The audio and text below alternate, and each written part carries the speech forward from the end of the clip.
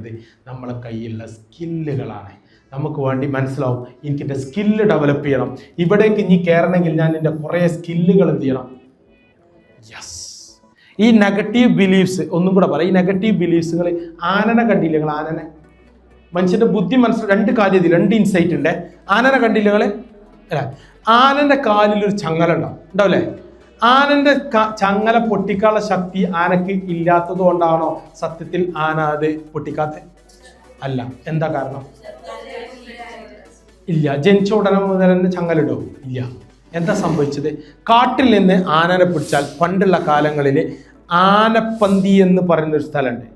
ആനപ്പന്തി, ഗുരുവായൂരൊക്കെ ആനപ്പന്തി പറഞ്ഞ ആനനെ വളർത്തുന്നു, ട്രീറ്റ്മെന്റ് ഒക്കെ ചെയ്യുന്ന സ്ഥലമാണ്. നിങ്ങൾ കരുളായി ഭാഗത്ത് പോയ നെടുങ്ക എന്ന് പറഞ്ഞ സ്ഥലത്ത് പഴയ ബ്രിട്ടീഷുകാരുണ്ടാക്കിയ ഒരു ആനപ്പന്തിക്കൊക്കെ കാണാം. അതിൽ തേക്കിൻ്റെ ഇതുകൊണ്ടുണ്ടാക്കിയ തൂണുകൾ ഉണ്ടാക്കിയിട്ടുള്ള സാധനം. ഇതിൻ്റെ ഉള്ളിൽ ആനനെ കയറ്റിയിട്ട് മെരിക്കുന്ന സ്ഥലമാണ് ആനനെ. ഈ മെരിക്കുന്ന സമയത്ത് ആനന്റെ കാലിൽ അവർ ചങ്ങലിടും.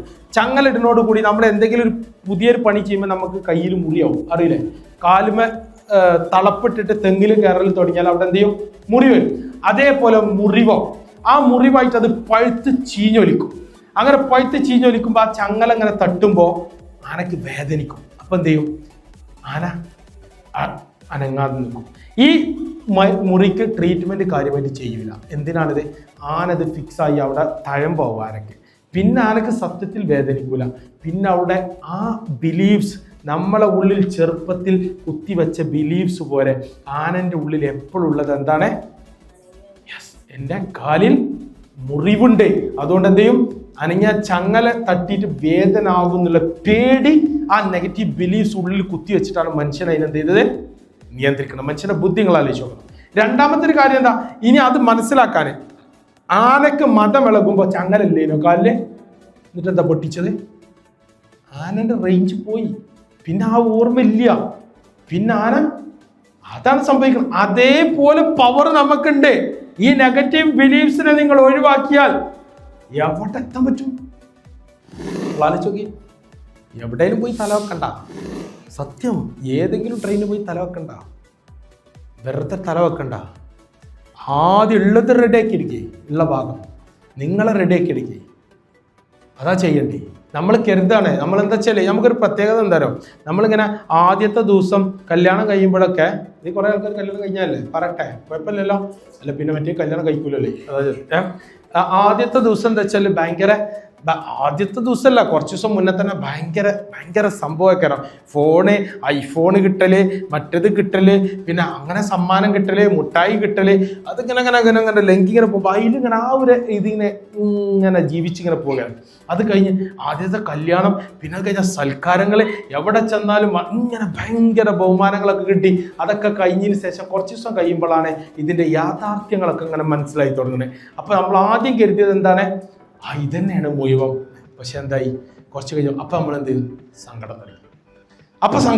അപ്പം എന്തായി? അപ്പം നമുക്ക് കുറെ സ്വപ്നങ്ങളായി. എവിടുന്ന സ്വപ്നങ്ങൾ ഉണ്ടായത്? സീരിയൽ കണ്ട സ്വപ്നങ്ങളെ കയറാം, സിനിമയെ കണ്ട സ്വപ്നങ്ങളെ കയറാം, അല്ലെങ്കിൽ കൂട്ടുകാരിൽ കണ്ട സ്വപ്നങ്ങളെ കയറാം. ആ സ്വപ്നങ്ങൾക്കനുസരിച്ച് എനിക്ക് കിട്ടിയത് ആവണം എന്ന് ചിന്തിക്കുമ്പോൾ വിഷമിക്കൽ തുടങ്ങുമ്പോൾ ആ വിഷമത്തിൽ നിന്നായി പിന്നെ ഞങ്ങളെ പെരുമാറ്റമൊക്കെ.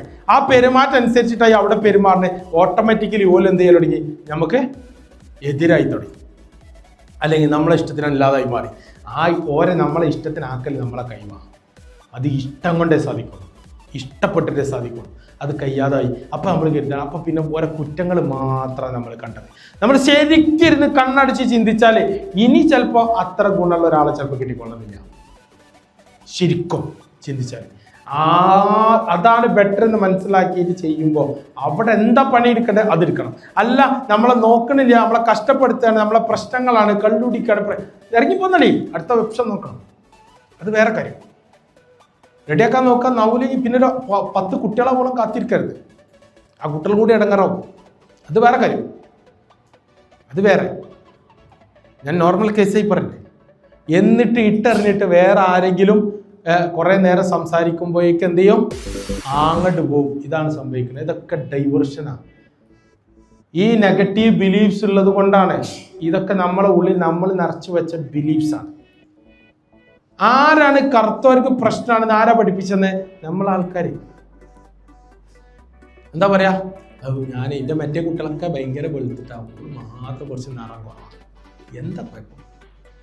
എന്താ പ്രശ്നം? നിങ്ങൾ ചോദി, എന്താ പ്രശ്നം?